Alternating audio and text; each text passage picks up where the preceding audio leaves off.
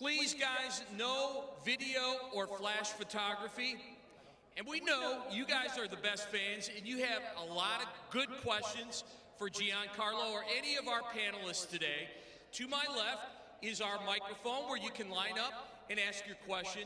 But we do ask that you keep in mind, don't ask for autographs, hugs, handshakes, kisses, anything like that. Because this is not the place to do it, you know you can go out on our main panel floor and go to Celebrity Row, and that's the place where you can meet and greet our celebrities. They love to meet you there and take pictures and sign autographs. That's the place to do it, not here. Finally, to my left, we have seating with the white backs. That's ADA compliant seating. Keep in mind, also in this row here, if you are in any seat with a white back, those are for reserve. So if that's not for you, please vacate those seats. And we have an ASL interpreter to my left, so if you need those services, focus your eye on that person. All right, guys, we are going to get started today with our panel in just a moment. And remember to download and check the Planet Comicon app. That's going to have all the scheduling, updates, and news and information today. It's going to be an exciting Sunday at Planet Comicon, and we are so pumped you guys are here. So sit tight, and we'll be back in a flash.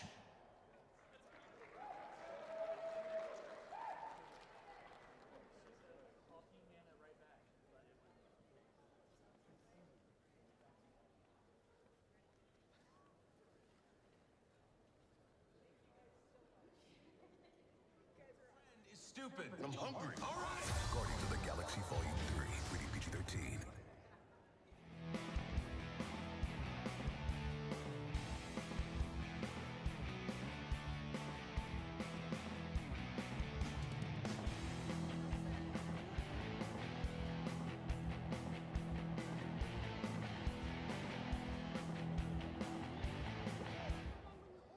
All right, Planet Comicon. Are you guys ready for our next guest, Giancarlo Esposito? All right, well, let's bring our moderator to the stage. He's the host of the Pop Goes the Culture podcast, Joey Mills. Good afternoon, Kansas City. How we doing today? Have you guys had a good time this weekend? Absolutely. We have saved the best for Sunday. We have a big day planned, including our next guest. So I do this a lot, and I don't get like the fanboys, but I'm kind of fanboying out a little bit because bringing to the stage, we have an actor who is just absolutely extraordinary in everything he does, and I can't be more thrilled to welcome our next guest. Please welcome to the stage, Mr. Giancarlo Esposito.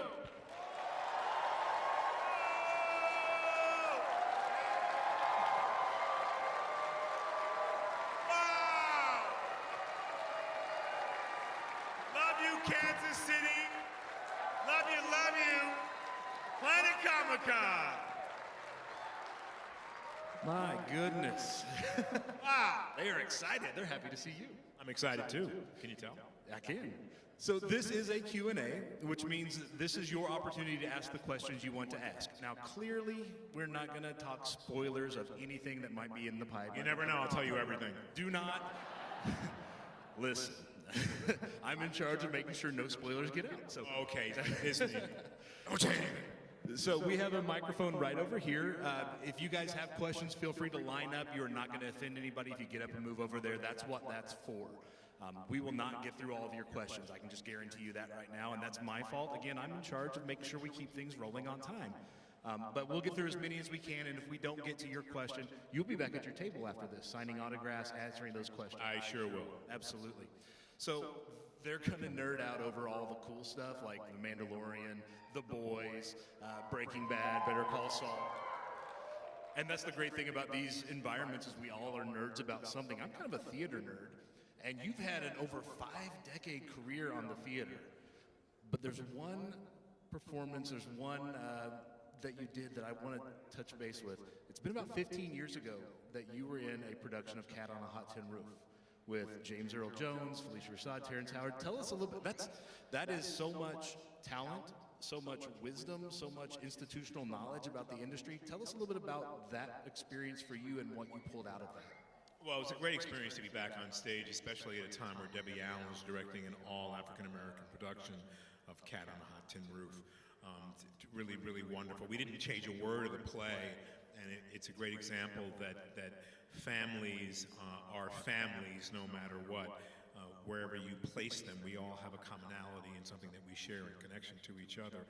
It was wonderful to work with Terrence Howard because he as a young actor, he would bang on my door in Manhattan Plaza when I lived on 43rd Street, and his mother lived in the next building, and he would come over at 12 at night and want me to coach him on his lines for an audition the next day.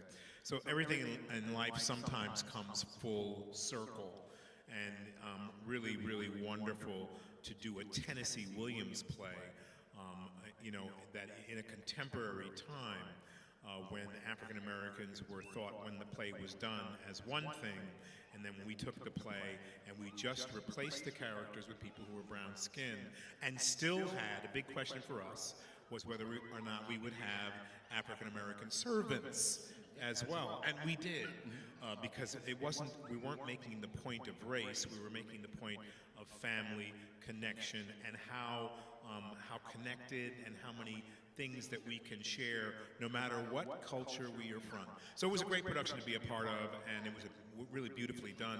James Earl Jones, the connection for me is that I watched him early in my career as Darth Vader, and his voice was just an amazing inspiration for me to do voice work, which I do a lot of, as some of you know now. And so it was great to work with him and to see an actor who is so intellectually sound, crisp, intelligent, and who had a dedication to his work was a great example for me. I had witnessed him earlier on in my career as my brother did The Great White Hope on Broadway.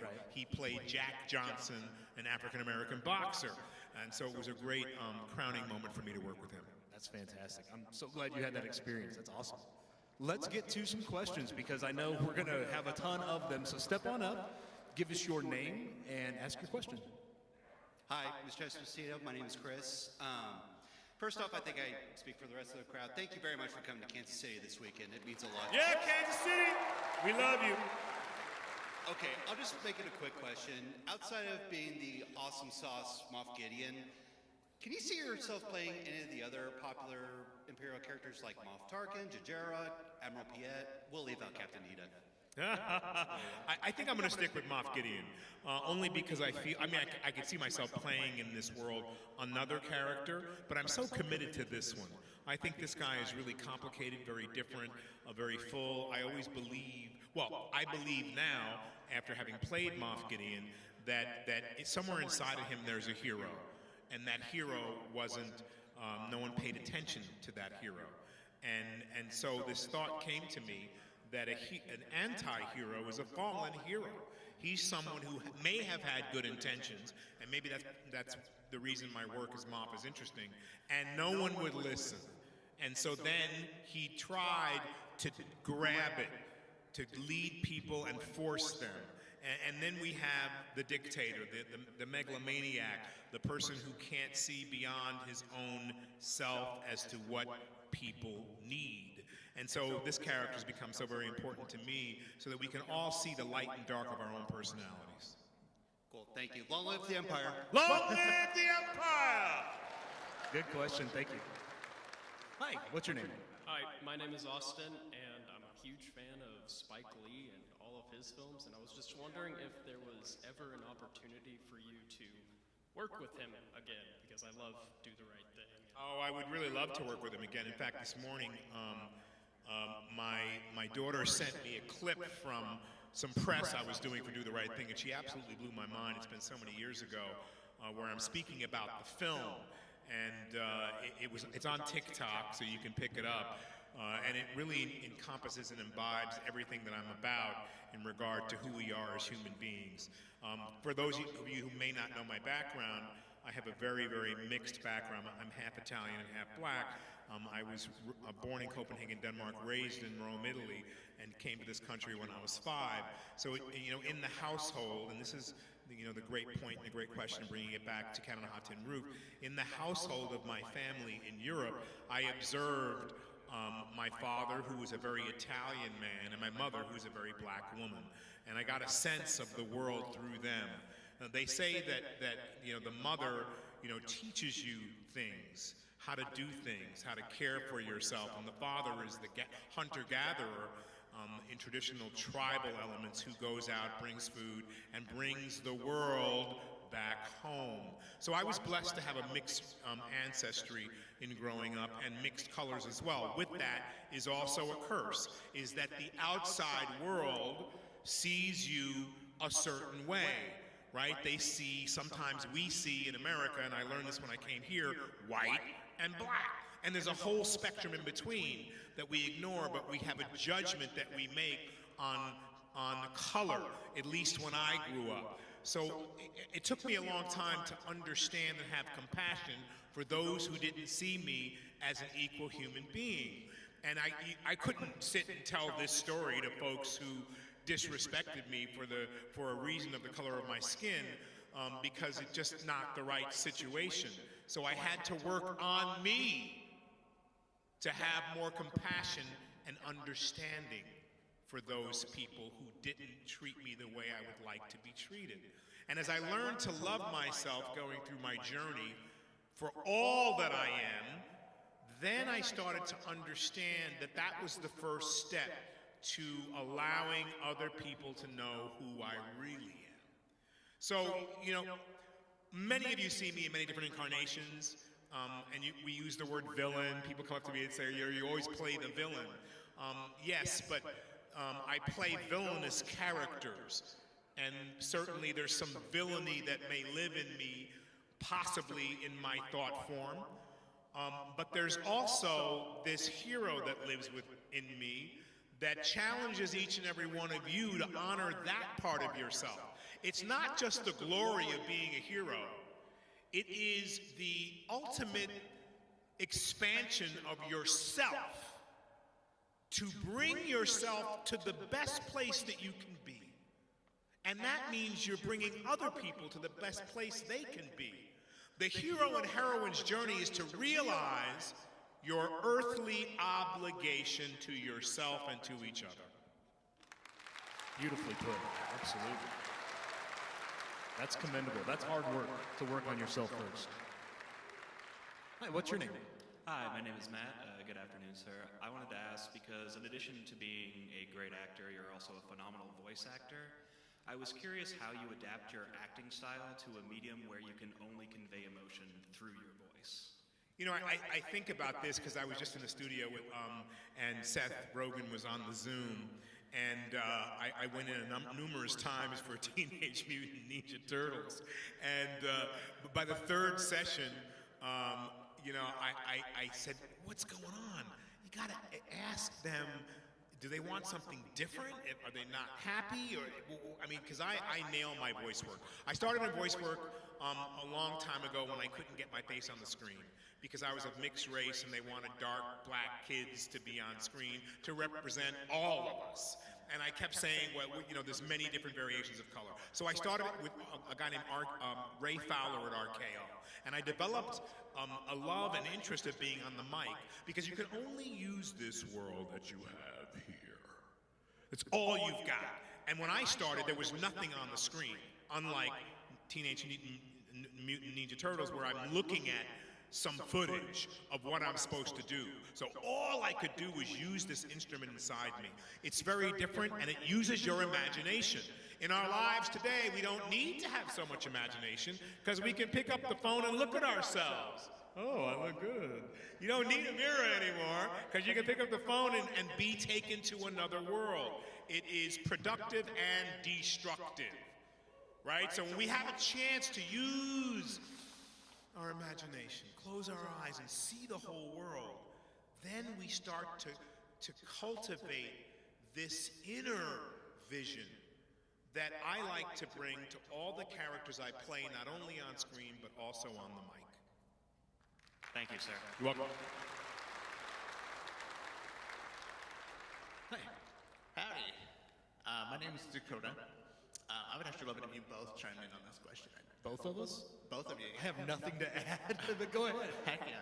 Okay, Mr. Esposito, two very different worlds, two very different characters. I'm curious who you think would win a chess match between Gustavo Fring and Moff Gideon.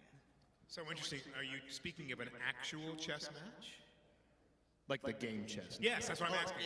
Yeah. Not a physical chess match. Yeah, well, that answer comes quickly to me. I would say it's Gustavo Fring.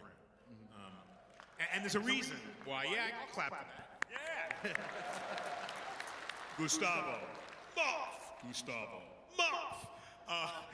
We're not the same.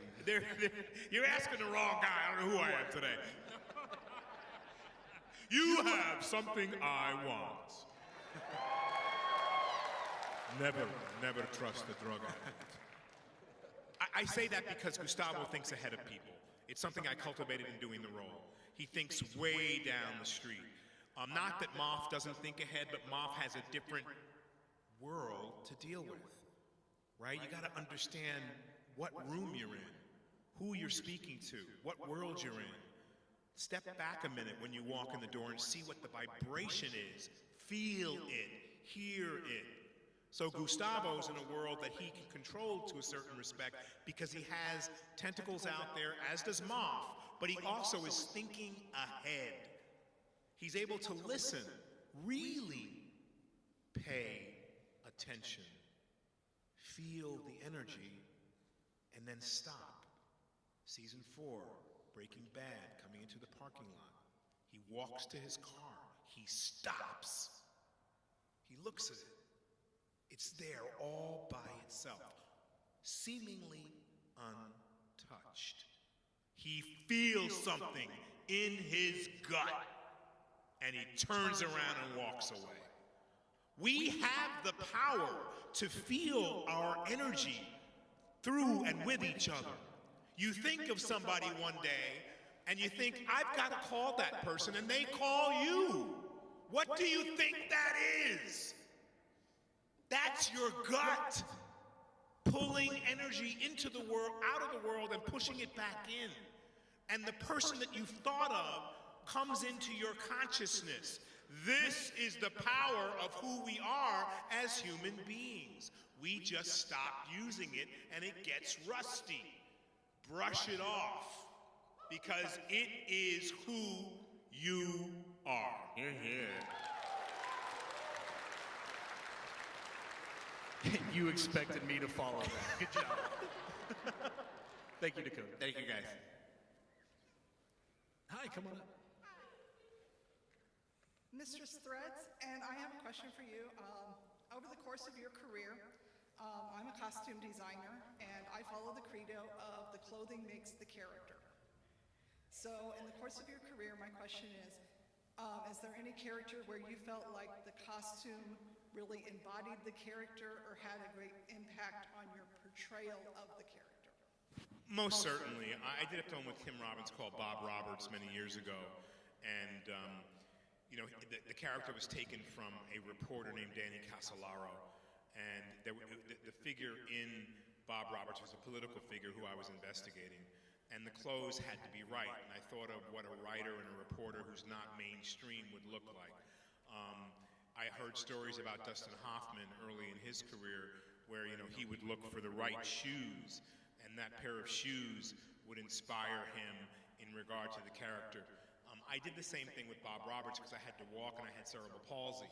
So I went to the Cerebral Palsy Institute and hung out with people who had it and started to feel their energy and figure out how my walk was going to be, and the certain boots that I walked in and that were really important. And I agree with you. My credo is, if you don't know, act as if. But if you do have an idea, let that flow from inside you. I've just worked with Milena Cononero, who is won 4 Oscars. I work with her on Cotton Club and again on Megalopolis with Francis Ford Coppola. And she's very specific about the wardrobe and the costumes that she has made in Italy. I just worked with Guy Ritchie and finishing with him in London on a piece called The Gentleman. And Lulu, the costume designer there, I play a very, very rich man.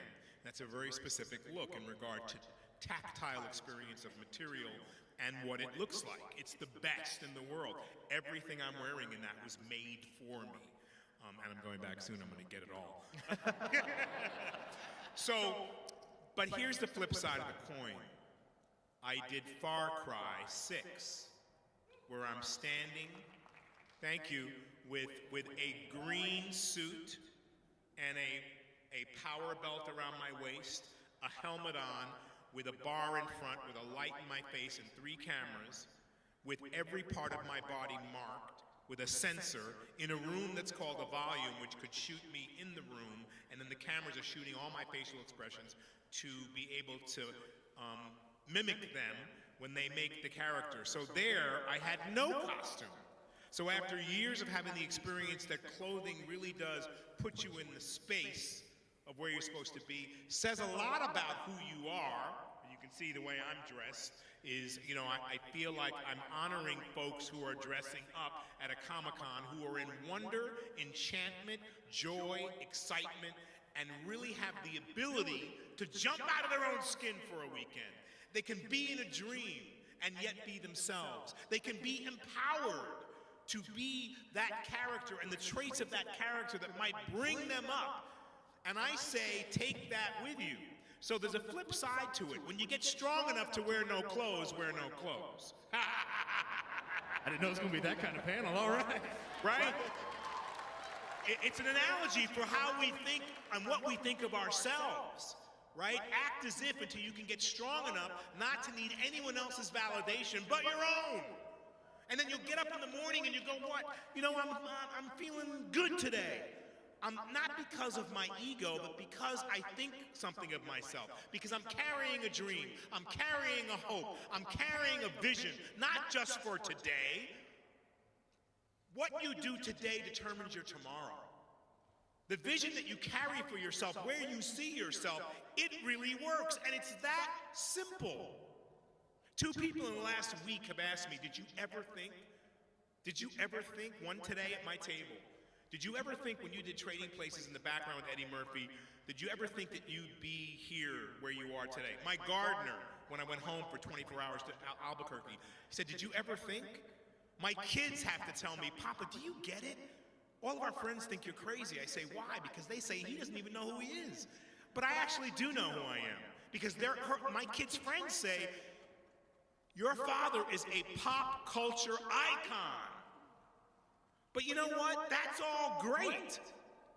I tell myself when I get up every day that I'm a talented human being who wants to share all of my heart, all of the attributes I've been given, all the gifts that I've been blessed with to raise other people up as well as myself. And that's what I got, and that's what I'm running with. My God, I'm ready to go. Let's go. Come on up. That's a hard question to follow. Yeah, good luck.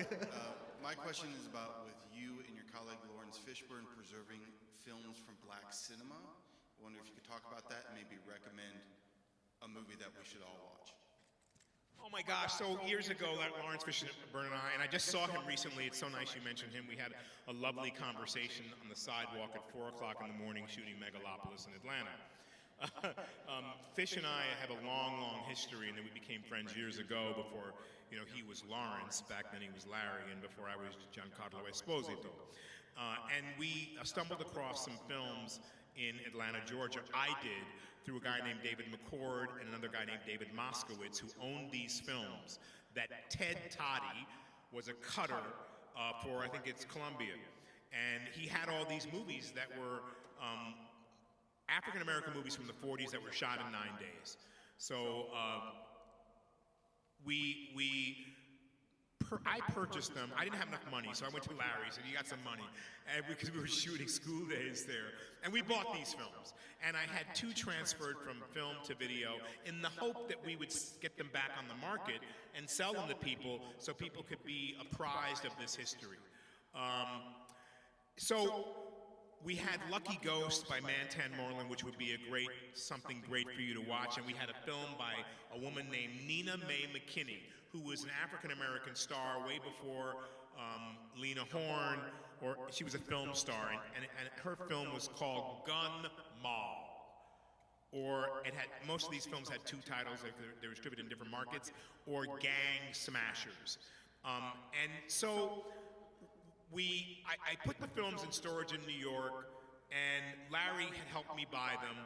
And then after 5 years, I'm paying storage on these movies, and it was just like more than I paid for them. So I called Lawrence and I said, Lawrence, I don't want these films to die. These films were on nitrate. Nitrate's a material that films were made from. Most movie theaters, if you're a film buff, years ago had to have a window within the film booth so that the engineer or operator, the guy changing reels or the woman changing reels, could get out if there was a fire. Nitrate film is highly flammable. And so they moved away from nitrate over the years, but there were many fires in movie theaters. If that film went up, it was done. So all these films were on nitrate. They were in a regular warehouse that we store storage in, furniture, and I got them out, and I reached out to the Academy of Motion Picture Arts and Sciences, and I said, I have these films, I want to preserve them. So I donated them to the Academy. They are taking, film by film, they've taken two, they've refurbished them. They're in a sealed, temperature-controlled vault, and they'll be saved and preserved and can be seen there at the Academy of Motion Picture Arts and Sciences in Los Angeles. So that's the story behind those films. Thank you. You're welcome. Hi, what's your name? Hi, my name is Noah. It's a pleasure to meet you. My question is, what does your research process look like for whether it be making meth, wielding the darksaber, or leading Vought? What does the process look like of how you prepare for those? How bad did you mess up your Google algorithm about researching meth? Yeah. Oh my gosh, totally.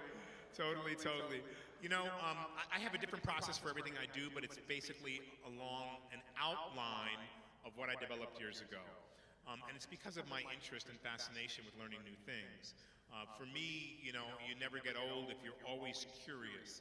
And I'm very curious specifically and especially about things I don't know or haven't been exposed to. Being an actor has really expanded my intellectual prowess about a lot of different things because I don't just walk and look at the words. That's what I have to say. That's sort of my roadmap.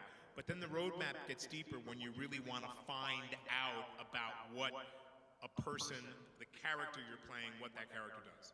So I start slow, as I did years ago when I was on Broadway doing musicals and then doing plays. And it extended itself to my work in television and in film to allow, because in a play, the playwright's word is everything. And I don't change a word because I want to know what the playwright's intention is. Intention in life is everything. If I'm an actor, I'm a channel for someone else's intention. So then I have to figure and look at what do you want to say? I was recently with Francis Ford Coppola, and he speaks over a bullhorn. He's 83 years old, God bless him. And I got to walk all the way to the back of the room because I don't want to communicate over, publicly. And I want to go and be really clear about what he's asking for. So the point is, I stack up building blocks, just like learning lines. I get a certain piece of information, I put it here, that part of the brain. I get another piece of information, I put it back there. I take what is most pertinent for me to know now, and then I keep deeply expanding the knowledge of the character and what the character does. And I feel like that's my thorough process. Because I just feel like the gift to get the role is one thing. But the gift to extend connecting my being to who the character is and what the character thinking is a whole other thing.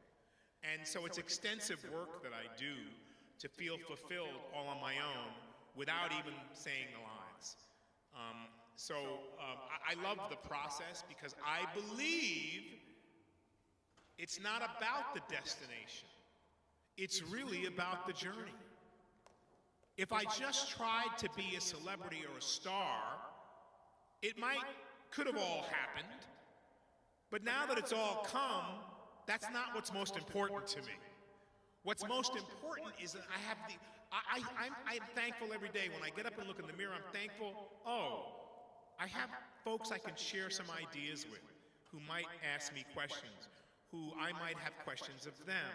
I have work that fulfills me and extends me, not only from my heart, but also from my brain.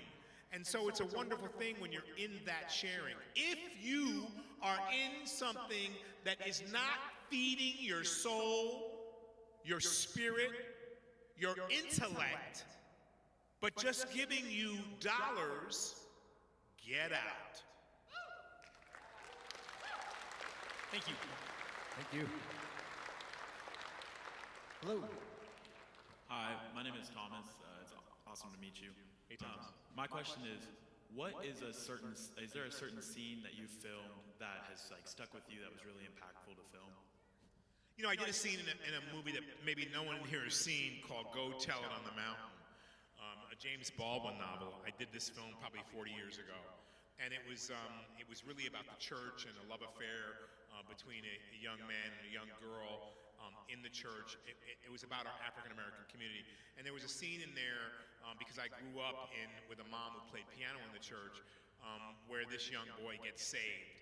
And it was such an important scene to me because it was sort of like, for me, you know, I went to military school. I was an altar boy. I grew up in the Catholic Church. I have a spiritual life, which is a spiritual discipline, which is connected to the voice I was speaking about earlier.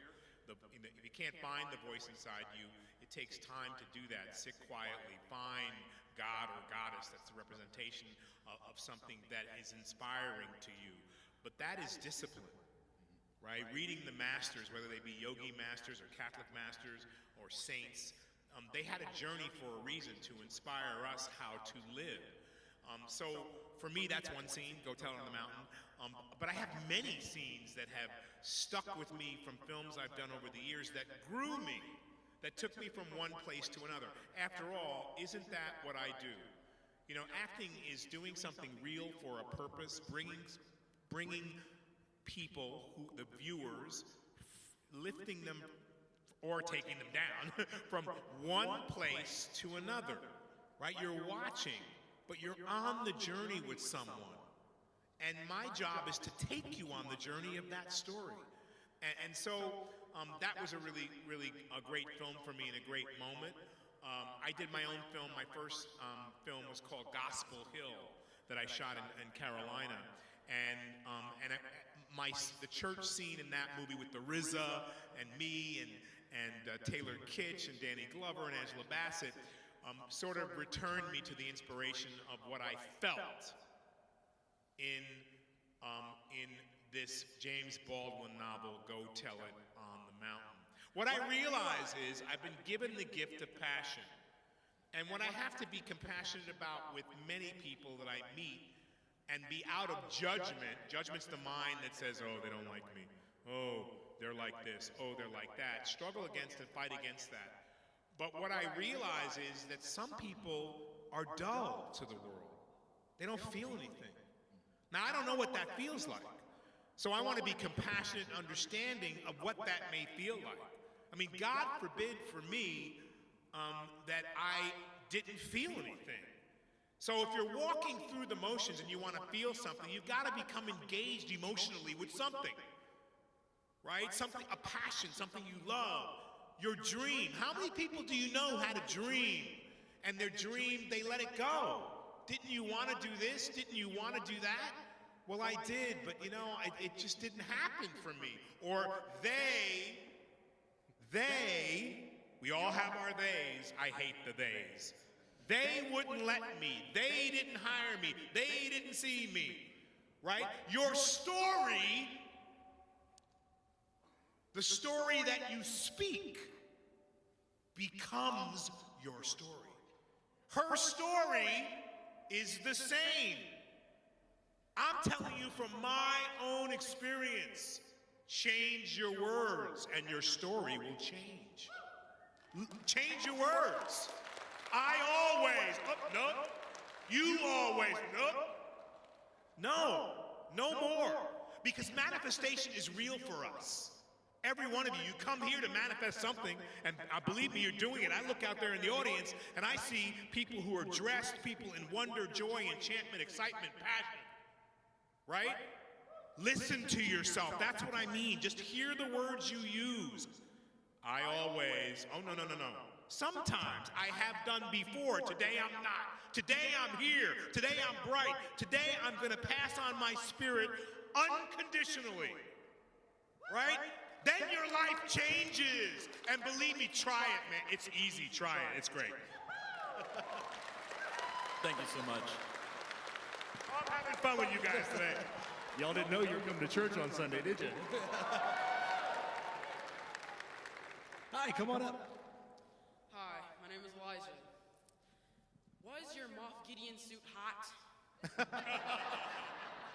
Elijah, nice to meet you. I played the character of Elijah in Go Tell It on the Mountain. It could not be more fantastic to have you step to the mic. It was hot. It was a little bit constricting, so I had to figure out how to move. So my mother, who taught me voice, God rest her soul, when I did my first Broadway show, we do all these exercises. All these breathing exercises, and move our face to get it loose and all that. Then she said, go on stage and forget about it. So I'm in front of the mirror with my whole costume on, and I have to open the door because it is hot. But more than anything, I had to figure out how to move in that naturally, because I couldn't have as much extension and everything I did. So yeah, it was hot. They had no fan. Mando had a fan in his helmet. Bo-Katan had a fan in her helmet. I didn't have a helmet. I wanted a fan on my chest. Yeah, I was sweating, dude. Thank you, Elijah. Good question. Thank you. Hi, step on up. Hello, my name is Fred, and I didn't have so much a question as I wanted to share my appreciation. One, in two different ways. One, for your character of Gus, as the queer people of color representation. That character was amazing, and we were falling out of Breaking Bad, and when Gus came to the scene, it just re-brought us, engaged us, and brought us right back in. And this is an amazing character. And secondly, for Stan Edgar, the speech you gave about the rights of people of color to be able to make statements and our ability to behave the way we would like, or respond the way we would like, being limited, was really moving, and we really appreciate that. And I want to share that with my children, and I really thank you for doing that. Thank you, Fred. Really appreciate that. You know, part of me, if you haven't already guessed, feels like when you get a little more mature in age, you sort of let go of things that you held on to for a long time. And I'm really blessed and happy for all the mentors I've had in my life, and for people like you who come and say the words you're saying to me now. Because I realize my journey, my mission is different than anyone else's. And because I can find the words to put together and put my ego space away, maybe only for a few seconds, but that's good enough to be able to share with all of you who I really am. Like, it's an honor to be here, to be able to have this sharing and this fellowship, so I can really hear your words. I've been able to express a lot of who I feel I am through the characters I play. And that's an outlet for expression. Like, why are we really here? I don't care what you do, right? What's really key is that each of you in the audience, I mean each and every one of you, really gets that you are an original.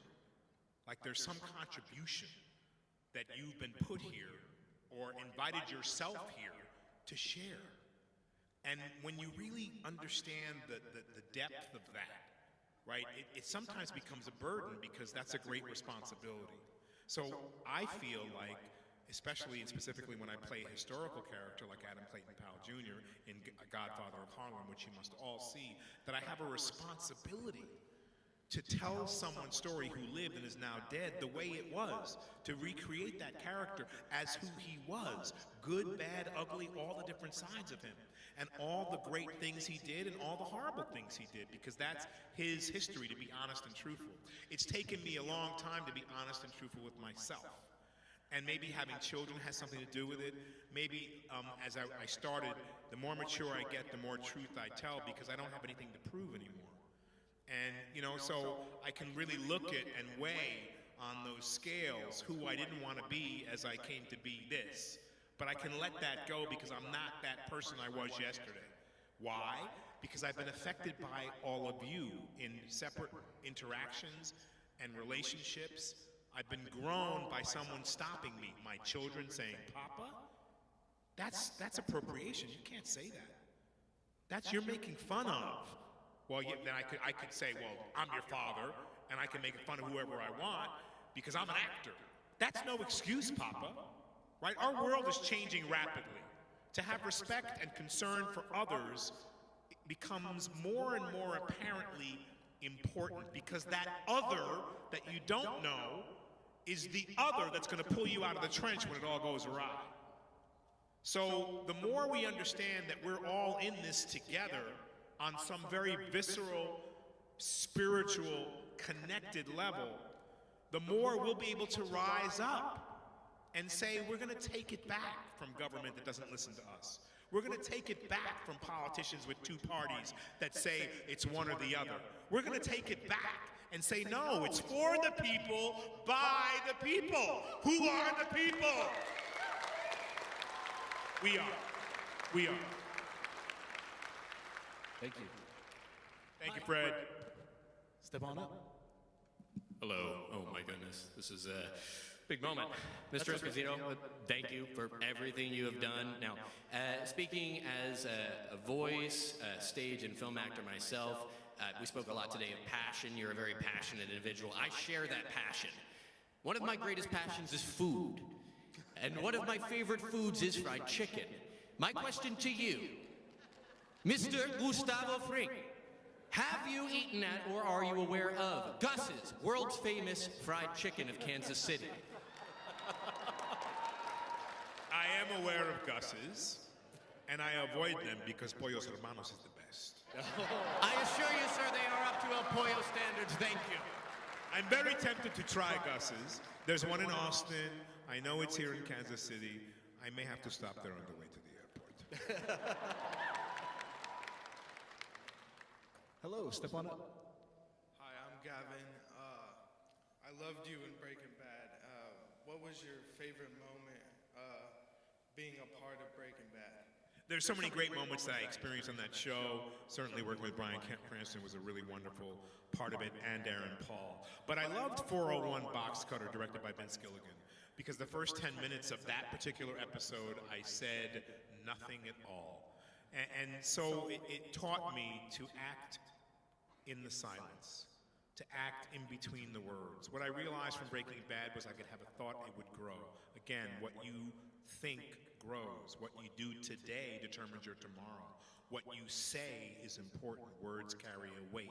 So for me to let all the words go and have an intentionality in my physicality in playing that scene, to me was a wonderful thing. There are Pinter pauses I speak about in some articles I do. Harold Pinter was a great playwright, and he wrote these long pauses.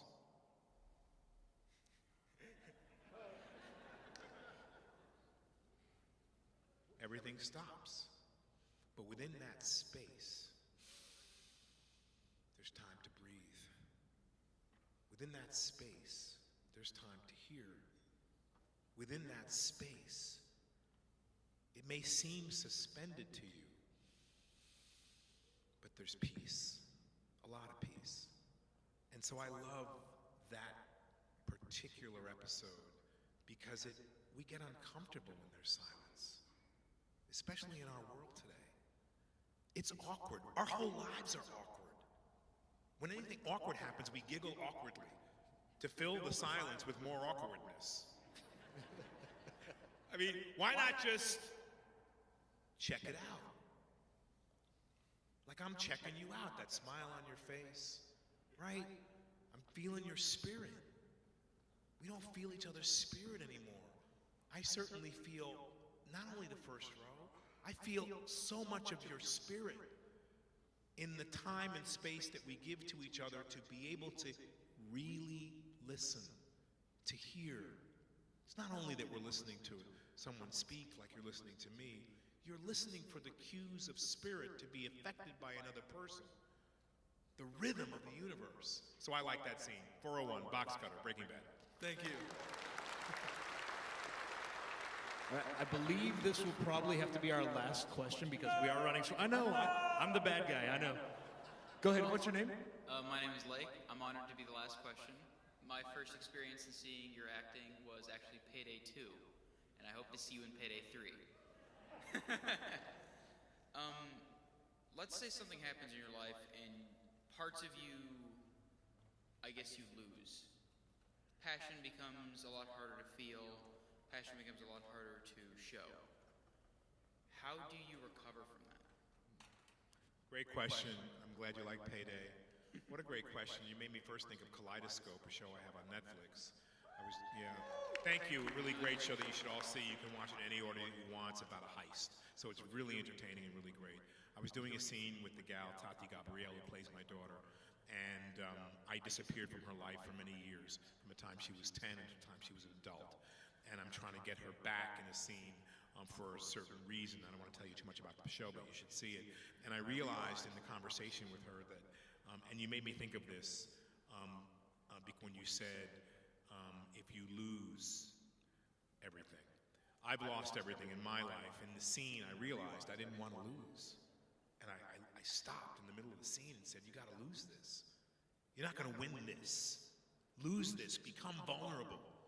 You left her. You got to feel that to do the scene properly. But your question is, what do you do if that happens? Well, you begin an introverted inside process. As your brain's a computer, it'll never turn off. You're going to try to pick it apart, what happened. And then when you figure out what happened, you're still not satisfied because you're going to want to recover. The only recovery, as for me, when I got divorced and I went bankrupt and I lost my house, I wound up living in a goat barn, I had no work, all of that. Thought about taking my own life. I started to think, why am I here? How often do we ask the question, why am I here? And even more so, when are we patient enough to ask and wait for the answer? Right, that's the tricky part. So to rebuild, I can tell you what I did. I got quiet, I read some books, I sat in meditation every day. I developed a physical yoga practice that helped me go inside. I was bored as hell because sitting there for an hour listening to my breath go in and out of my body didn't seem like it was doing anything for me until it did. And then visions came to me, listening to the voice, and I started to develop my process. Got a book rights, developed that into a story. Saw a movie when I was a young boy, wanted the rights to. Took me 20 years, I finally got those rights. Right? Again, what you do every day, even if it's 10 minutes a day, to cultivate something inside you, a dream, a wish, an idea. And then getting others to join you, right? Part of what you have to do is convince people that this is good, this is going to help people, or it's just a great story, or whatever it is. So, but to be really specific, you spend time with yourself in a quiet space. And then if you need help, you go get a psychiatrist. I did it, right? So we're proud people. I don't want help, I can do this. But you know what? They say today there's more mental illness in human beings who may be sharing it with others and talking about it than ever. There's more, numbing down our being with drugs and alcohol because we don't know how to go inside. And I'm not saying that's the only way, but I got on my knees and I prayed to God and Goddess to help me find the light again. And if you're not spiritual, not religious, sit quietly, listen to your breath, but you build, you rebuild. We are unbelievable as human beings. I lost my house, my cars, my motorcycles, my children for a while, my wife, all of it. There was nothing else but me. And so the ego had to die too. And I couldn't talk about my bankruptcy. I couldn't talk about being broke. I couldn't talk about any of it because I was proud and I had shame. When you get rid of all that, you can start to rebuild. I need help. And you know what? The universe will answer you. Your friends will answer if they're really your friends. People will suggest. A guy gave me a book on what happened to my cheese. I was bankrupt. The book was this thick, thin book. I read it in an hour. And he gave me the book. His name is Dodge Bingham. I was living in Connecticut. I had lost my house. He gave me this book. He says, this might help you. And I said, you giving me a book about a mouse trying to find the cheese? I'm depressed. I want to kill myself. I lost my house, my kids. He said, just read the book. Maybe it'll help. And it's about business, changing things. Change is good. It may be freaking all of us out when change happens and you determine that it's bad change because I can't feed my family, but that change really changes you. Because then you got to do something. I need help. And that's all you got to say. And I'm telling you, everything will conspire. Angels will come. Friends will come. Parents will come. And it'll change your head, which will change how you think. You'll have hope again, and you'll start to build. Because you are a commodity. Each and every one of you are a commodity of light and love and brilliance, with something to offer technologically, creatively, poetically, physically, mentally, intellectually. When you get in touch with the power that you have within, you will be unstoppable, and you'll create a universe of humanity that will be unstoppable with you. And then we'll have no war, we'll have no ego, we'll have no rich or poor, because we will share all of what we have with each other. Whew. Ladies and gentlemen, have you been inspired today? Please give a big round of applause, Giancarlo Esposito.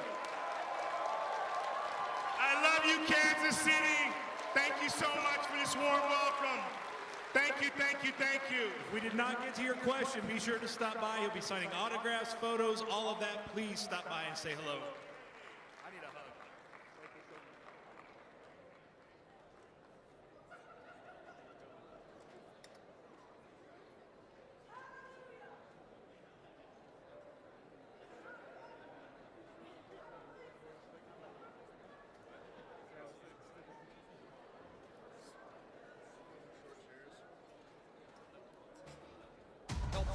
Information booths with all your scheduled questions.